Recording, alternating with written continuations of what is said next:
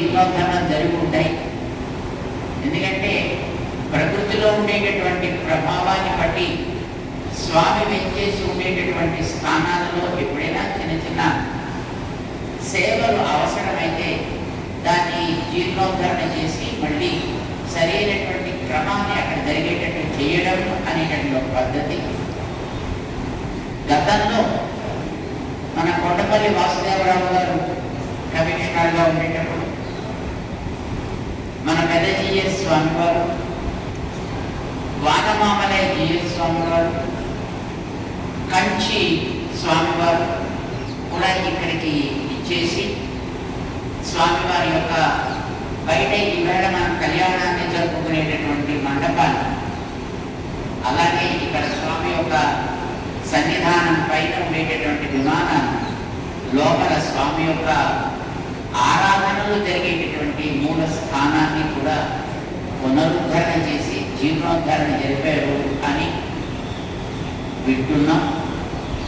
ఇలాంటి ఈ క్షేత్రంలో మూల స్థానాన్ని ఏ రకంగానూ మళ్ళీ జీర్ణోద్ధరణ చేయవలసినటువంటి అవసరం లేదు కనుక స్వామికి చుట్టూ ఉండేటటువంటి ఉప ఆలయాల్లో అక్కడక్కడ ఉండేటటువంటి ఆ క్రమాన్ని సవ్యంగా ఆరాధనకి యోగ్యంగా ఉండేటట్టుగా తీర్చిదిద్దుకోవాలి అని దానికి ఉండే శైథిల్యాన్ని దృష్టిలో పెట్టుకుని మళ్ళీ వాటికి ఒకసారి జీర్ణోద్ధరణ ద్వారా నవీకరణ చేసుకుని స్వామి యొక్క ఆరాధనను సవ్యంగా జరపాలి అనే ఒక నియమాన్ని మన దేవస్థానం ఇప్పుడు ప్రారంభం చేస్తోంది.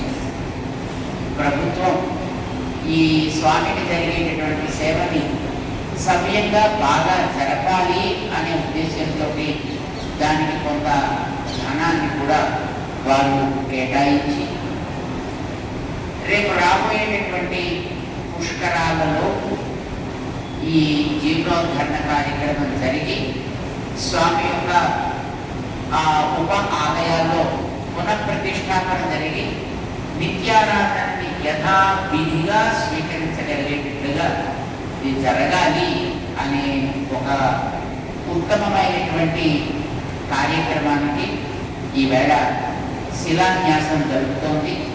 స్వామి సన్నిధిలో ఇప్పుడే మన స్వాములు మూల సన్నిధానంలో ఉత్సవ మూర్తుల దగ్గర జరగబోయేటటువంటి కార్యక్రమాన్ని విన్నవించారు. అట్లాగే దీనికి ఒక సమగ్ర స్వరూపాన్ని అందరూ దర్శించుకోగలిగేటట్టుగా ఏర్పాటు చేసినటువంటి మన రామదాసు గారి యొక్క సన్నిధి దగ్గర కూడా దీన్ని విన్నవించి ఈ జీర్ణోద్ధరణ కార్యక్రమాన్ని ఈవేళ ఆరంభింప చేస్తున్నారు. ఇలాంటి కార్యక్రమాన్ని చేసుకునే ఒక అదృష్టాన్ని పొందినటువంటి ఈవో గారి దంపతులకి, దామోదర్ దంపతులకి మేము అనేక మంగళాశాసనాలు చేస్తున్నాం.